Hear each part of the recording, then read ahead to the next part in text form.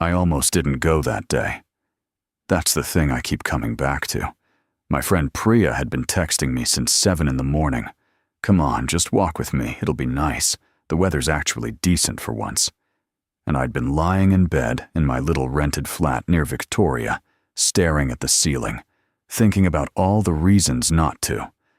I had emails. I had a report half finished. I had that particular kind of London tiredness that settles into your bones after a week of gray skies and overpriced coffee. But Priya was persistent. She always has been. So I got dressed, grabbed my jacket, the heavier one because London in the morning lies to you about temperature, and we took the tube to Green Park. It was a Thursday. Ordinary in every way that matters. The kind of Thursday that doesn't announce itself as anything special. The plane trees along the mall were still holding on to the last of their leaves, that deep gold that London gets in October when the light hits low and everything looks like an old painting for about 40 minutes before the clouds come back. Tourists were already out in their clusters, maps on phones, pointing at things. A school group from somewhere, I heard French, maybe Belgian, was moving in a cheerful, chaotic line toward the palace gates. A man near us was eating a croissant and losing a battle with the wind. Normal. All of it completely, unremarkably normal. Priya wanted to walk toward Buckingham Palace and then loop through St. James's Park. She had this habit of making routes that sound simple and then somehow involving twice the distance she described. I didn't mind, and the air was clean in that particular way it gets after rain, that smell of wet stone and earth that London does better than anywhere I've ever been. We walked slowly. There was already a small crowd gathered near the gates. Not the enormous press of summer, nothing like that, but a steady gathering, maybe 40 or 50 people pressed against the railings or standing a little back on the path, phones raised, a low murmur of conversation in at least 4 languages. Some of them had clearly been there a while. A woman in a yellow raincoat had a thermos.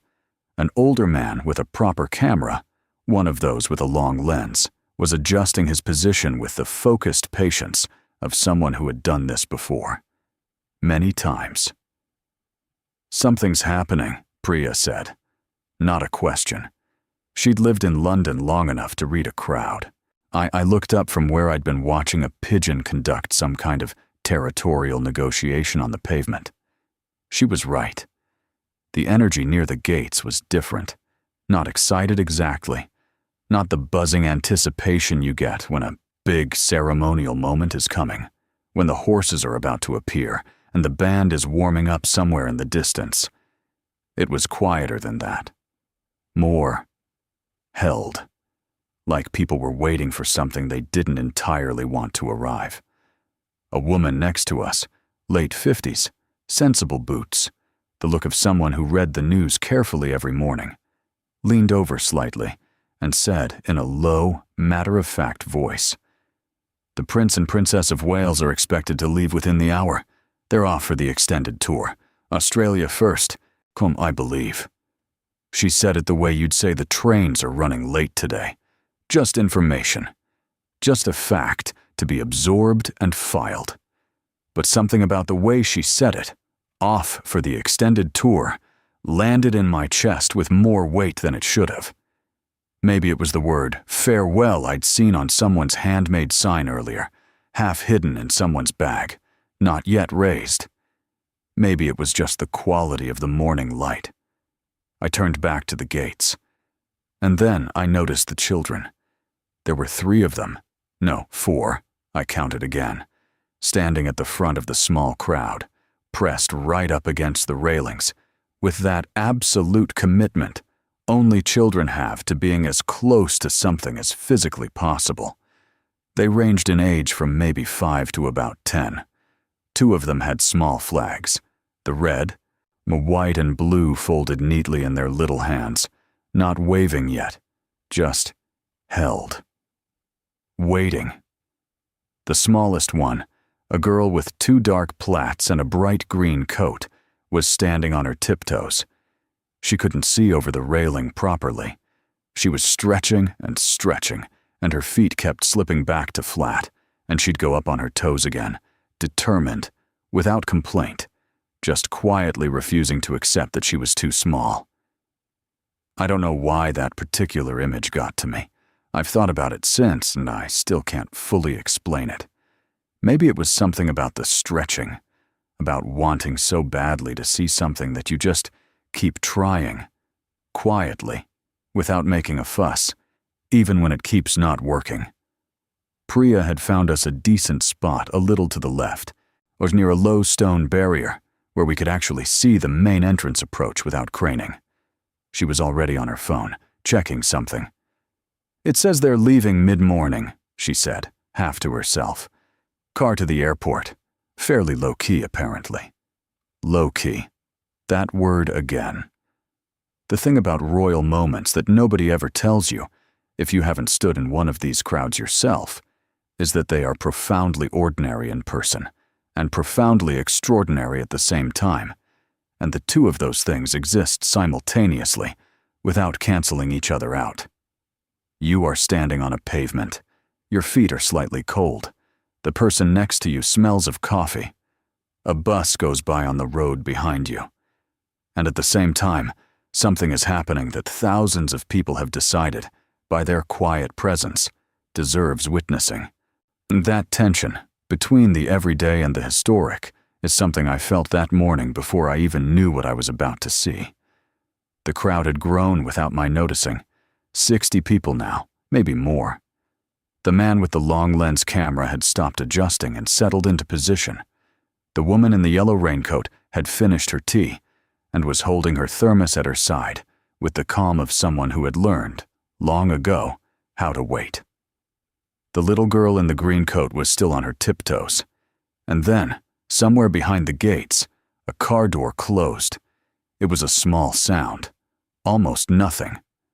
But the crowd heard it. 40, 50, 60 people. Their heads turned at the same moment, in the same direction, like something pulled on a single thread. Priya put her phone away. I stopped thinking about emails. The car appeared first, so just the nose of it, that deep polished black that official cars always seem to have, the kind of black that doesn't exist in nature, coming slowly around the internal curve of the approach. 2 more followed behind. Standard, expected, a police motorcycle visible further back. The crowd tightened. Not pushing, nothing like that. Just a collective leaning forward, a shared decision to close whatever small gap remained between themselves and what they'd come to see. And then the main gates opened wider, and the first car slowed, and it stopped. Right there, just inside the gate. Not moving. People exchanged glances. The woman in the yellow raincoat said, very softly, "Oh, they're stopping." That was all she said. But the way she said it, something in her voice had shifted. The car door opened from the inside. I don't know exactly what I expected. A wave through glass, perhaps. The half-acknowledged public moment that royals have perfected over generations, visible and contained, warm but bounded. A window rolled down, a brief professional acknowledgement of the people who had gathered. What I didn't expect was William stepping out onto the pavement. Properly out. Standing. Not behind glass. Not in a car. Just there, in a dark coat, hands at his sides, looking at the crowd with an expression that, I'm trying to be precise here because I want to get this right, was not a public face. It was just a face. A person's face, which is a different thing entirely. The crowd didn't cheer. I want to be clear about that. Nobody whooped or surged or started a chant. There was a sound, but it was small. A collective exhale, maybe. Or the particular sound of surprised breath that comes out when you weren't prepared for something to actually happen. He stood there for just a moment. Then he turned back to the car and offered his hand, and Catherine stepped out beside him. She was in a coat the color of deep burgundy, simple and clean, her hair pulled back softly. She looked, and I realize this is a strange word for someone who is frequently photographed. She looked like herself. There's a version of royals that exists in photographs and on screens, composed and slightly lit from the right angle. And then there's the actual three-dimensional human being, which is always slightly different from the photograph. More present, more real. She looked at the crowd, and the crowd looked at her. That moment of mutual looking, brief as it was, and had a texture I still think about. William leaned toward her slightly, not performing, not gesturing for cameras, just leaning the way people lean when they say something small to someone they know very well. And she smiled in response to whatever it was, not the full public smile, a smaller one, quieter. Then they walked forward, not toward a gate or a barrier or a press line, toward the people. Priya made a sound next to me, not words, just a sound. I understood completely. The children at the railings had gone absolutely rigid with a kind of concentrated joy that is exclusive to children. That full-body excitement they can't moderate. The small flags suddenly waving without any decision being made about them, just waving because the hands holding them had started trembling slightly. The little girl in the green coat, and the one who had been on her tiptoes, she had managed to get to the front somehow, pressed against the railing with her chin tilted up, and she was staring with her whole face. Not performing looking, just actually, completely looking. William saw her first. He changed direction by maybe 3 steps, a small adjustment, barely noticeable from a distance, and walked to where she was standing. He crouched down, right there on the pavement, properly crouched, bringing himself to her height, and said something to her. I couldn't hear the words from where I was standing, but I could see her face. She blinked. Then she said something back, whatever it was, and he laughed. A real laugh, not a royal laugh. A sudden, genuine, slightly surprised sound.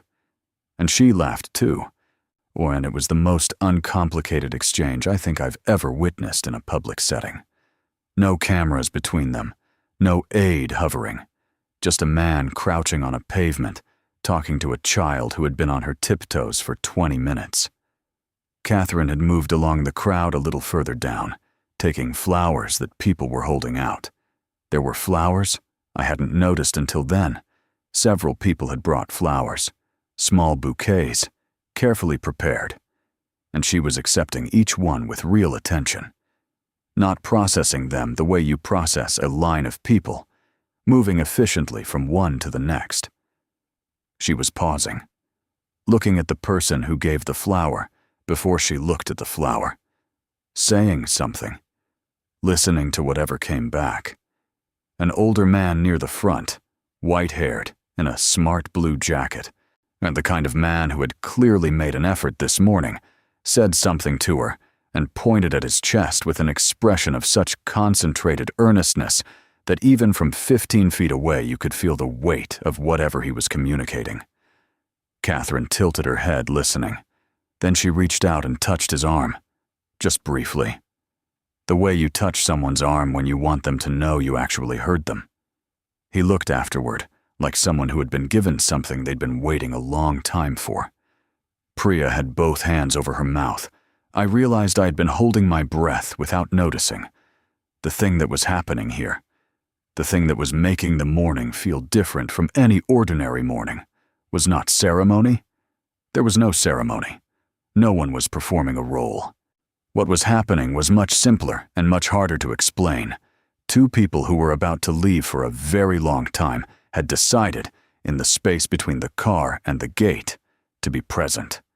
To actually stop and be present with the people who had come to see them off. That sounds straightforward. It wasn't. It takes something specific to do that. Something that can't be scheduled or stage managed. Something that has to come from a decision made in the body before the mind catches up. a man somewhere behind me said, quietly, to nobody in particular. They didn't have to do that. He was right. They didn't have to do that. I've tried to explain to people who weren't there exactly what happened next, and I always feel like I fall slightly short of it. It's not that the next part was dramatic. It wasn't, in any objective sense. Nothing exploded. Nobody fainted. There were no extraordinary announcements. It was quiet, actually. Quieter than you'd expect from a crowd of that size. People had stopped talking. The usual murmur had dropped to almost nothing, and what filled the space instead was something harder to describe, a kind of collective held breath, the sound of a group of strangers deciding together, without words, to pay attention. William had straightened up from talking to the little girl in the green coat and was moving slowly along the crowd. Not rushed, not checking a watch or catching an aide's eye, just moving at the pace of the people on the other side of the railing, which was the pace of ordinary human beings who aren't in a hurry, which is a pace you don't often see from people who have places to be. A teenage boy, maybe 15, 16, and in a school uniform that he'd clearly come in straight from somewhere, the jacket a little askew, held out a hand over the railing.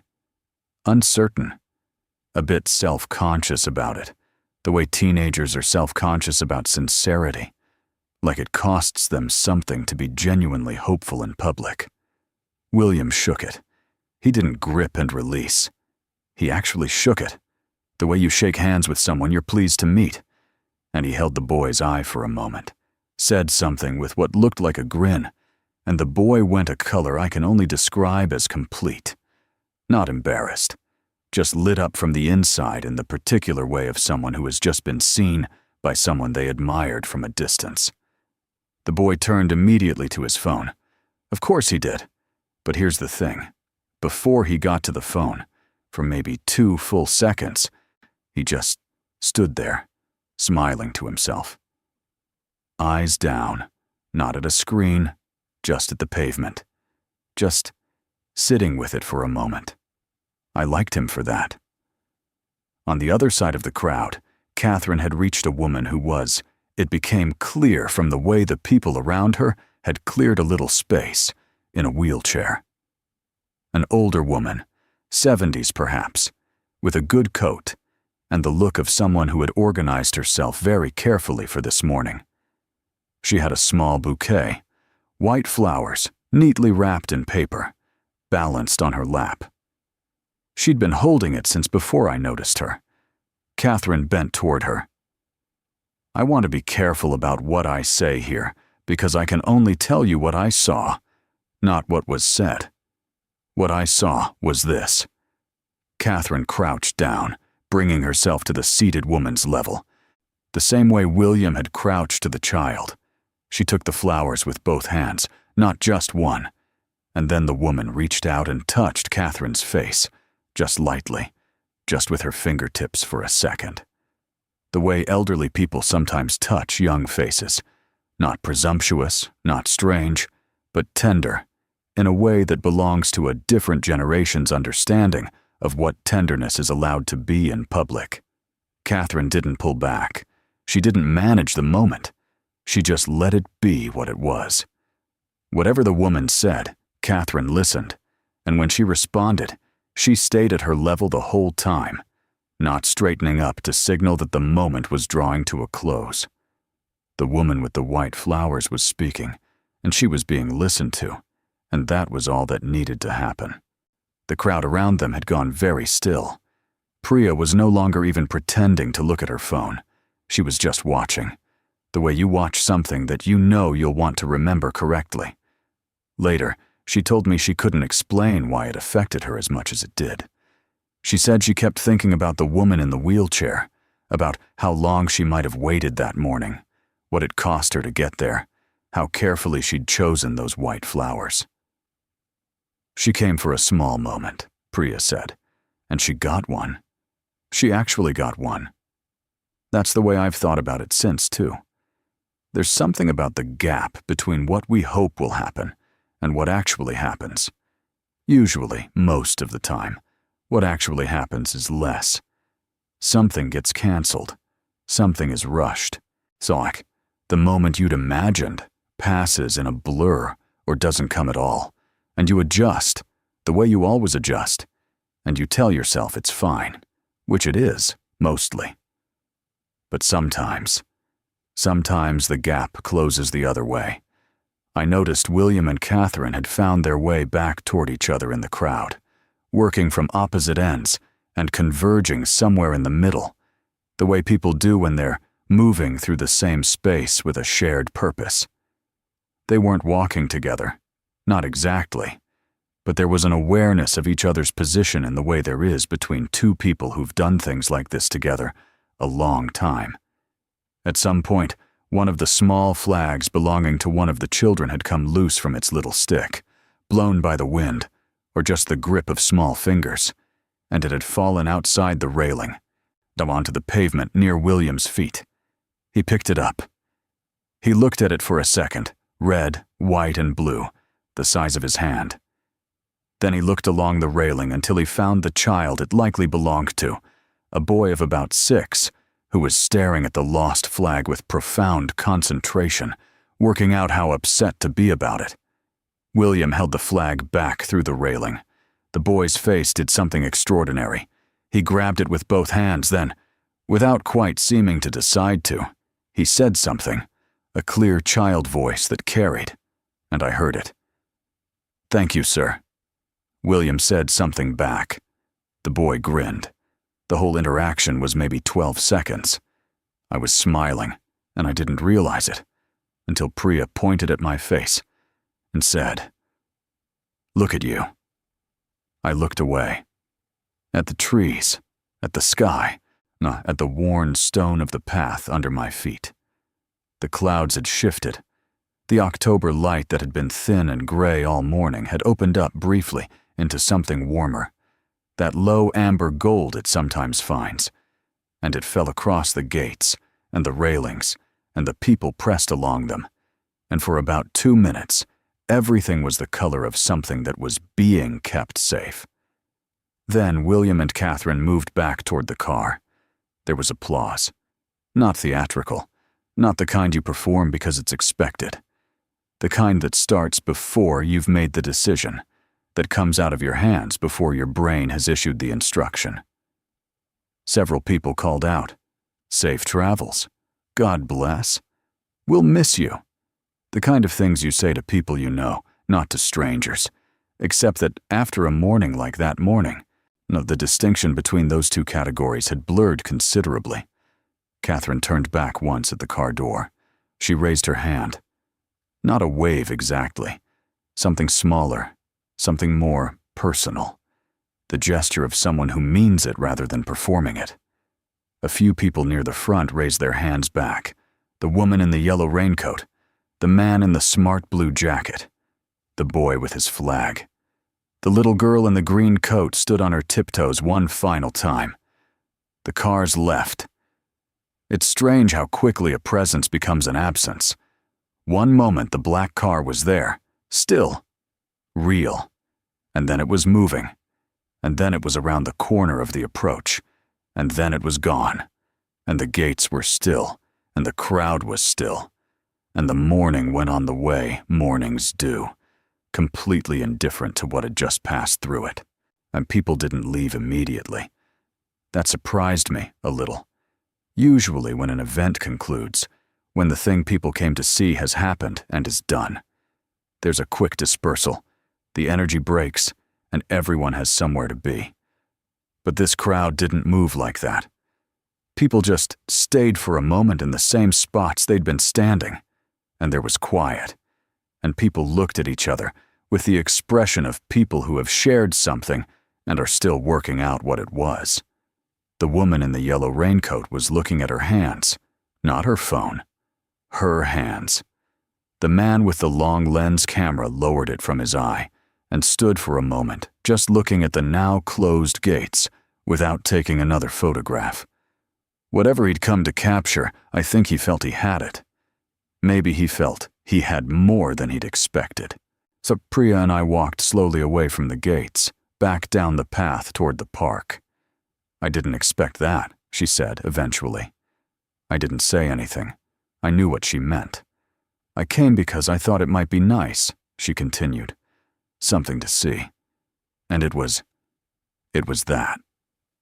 But it was also something else." She trailed off. She's a precise person, Priya, when she wants to be. And I think she was reaching for the precise word and finding that it wasn't quite available. I've thought a lot about what it was in the week since that morning. Why the thing that happened left the residue it left. Why I think about the little girl in the green coat at odd moments, or the woman with the white flowers, or the boy with the flag. Why the memory has the quality it has. Not dramatic, not grand, just settled, alborn, like something that found the right place to be. I think it has something to do with attention. We live in a time that is very loud about attention. Everyone is competing for it, packaging themselves for it, performing for the machine that measures and distributes it. Attention is currency now in a way it wasn't before, and that makes it harder to recognize when it's actually being given freely.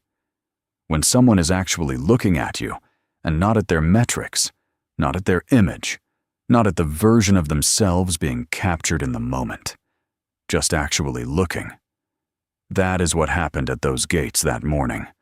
Two people, carrying whatever they carry, the weight of public life, the exhaustion of always being watched, the particular strange loneliness of never being quite private, made a decision to stop, and give their attention freely, without transaction, to the people who had shown up for them. The woman whose face was touched by the elderly woman's fingertips, the child who was met at his own height, the boy who got his flag back. Those moments cost nothing to give and everything to receive, and the distance between those two facts is where all the emotion lives. I'm not naive about the world of royal public life. I understand it is managed, shaped, considered. I understand that every public outing has advisors and schedules and decisions made well in advance about what the day should look like. I understand that the people in those cars live a life so structured by visibility and protocol that even their private choices exist in a complex relationship with what they represent. I understand all of that, and I also know what I saw. And I saw a woman bend to an elderly person in a wheelchair and stay there, at her level, until the conversation was finished. Not until the photograph was taken. Not until the aide touched her elbow. Until the conversation was finished. Those are different things. I went back past that stretch of path a few weeks later. Different reasons, different day. The trees had lost more leaves by then, and the light was different. The gray was back, the low, thin cloud that London settles into for autumn. The park was full of the midday crowd, workers from nearby offices eating sandwiches on benches, a couple of joggers, a man throwing a ball for a small terrier who was taking his job extremely seriously. I stopped for a moment near where we'd stood. There was nothing to see, just a path, a railing, the gates. A couple of tourists photographing the standard view. No crowd, no flags, no flowers. The morning had happened and left no mark on the place it happened in. But I thought about the woman with the white flowers, about what she did with them after, whether she kept them, dried them, pressed them between pages of something, whether she told someone that evening what it had felt like to have her face held, briefly, by someone she admired, whether she went home thinking about it, or whether she already knew, before it happened, exactly how it would feel. And the morning simply confirmed something she'd already understood. I thought about the little girl in the green coat, about whether she remembered the conversation at the railing in 2 years, in 10, in 30, whether she'd tell her own daughter about the morning she stood on her tiptoes until a car pulled up and something unexpected happened. Whether one day, in some moment of her own life, when the ordinary and the extraordinary exist at the same time, she'd find herself back on those tiptoes, still reaching, still refusing to accept she couldn't see.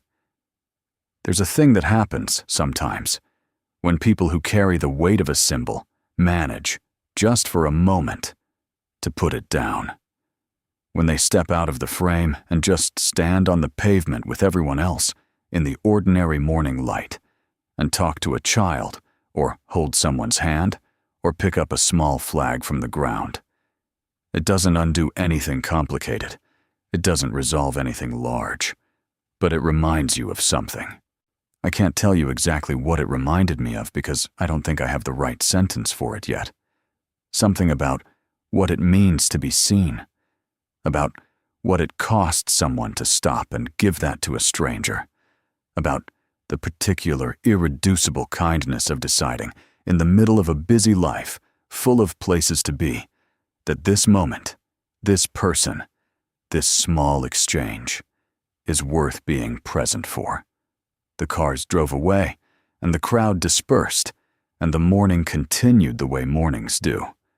But something lingered, longer than these things usually do, in the woman who'd pressed white flowers into waiting hands, in the man who'd been touched on the arm and felt heard, in 60 strangers standing on a London pavement who didn't know each other and will likely never meet again, but who were briefly, for 20 minutes, on an ordinary Thursday in October, in the same place at the same time, watching something true happen. I almost didn't go that day. I'm very glad I did. Some goodbyes aren't about leaving.